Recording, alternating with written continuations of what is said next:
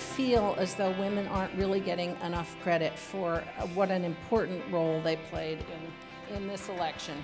And I think we all need, in all of our various areas, to bring this to people's attention all the time, because the reality of our power is very dependent on the perception of our power.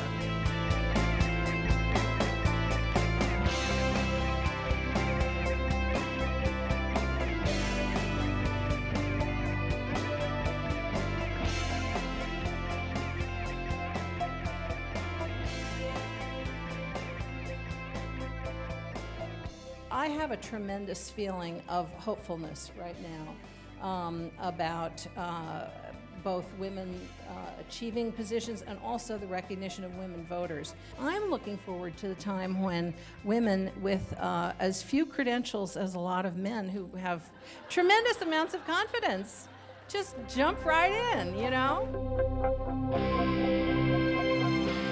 There are only 4 roads to the U.S. presidency. And they are through the vice presidency, through a 4-star general position, or through a multi-term Senate position, or through a gubernatorial position. Those are the only roads to the U.S. White House, and women have only ever occupied 2 of the 4 paths. So we have a thin pipeline. I'll just speak to what I see in Silicon Valley now, and it's it is a new version of the old boys club in Silicon Valley. I could call it the new boys club, I suppose. Sometimes we have to just do it. And I mean that sincerely. Those of us who are blessed with a degree of freedom or authority need to use it. I think when you say the squeaky wheel gets the grease, you're absolutely right.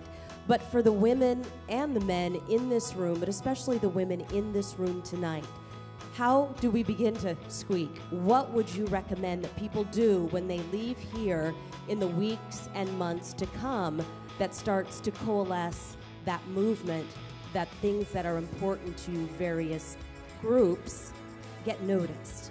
When you're mad about something, do something about it. One of the things that's most important is you have to get the men to squeak as well.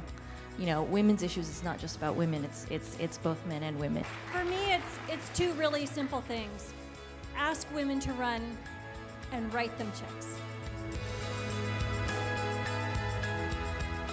I live in New York, and I have to say, this has been clear to me for some time, but running up to this election, the saturation television commercial campaign of Kirsten Gillibrand was something to behold.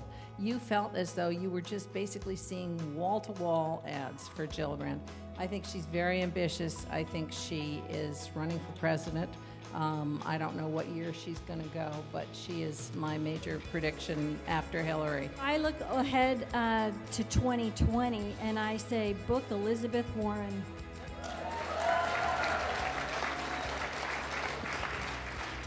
Yeah, I guess I would agree with both of you, and I'm pretty certain Hillary in 2016. I think we're all pretty certain she's going to run. So. And I think the world would be really excited if she ran, because she's been such a great ambassador for the U.S. and if she became president, I think that would just speak volumes about where the U.S. was. And more to the point, Bill would be really excited.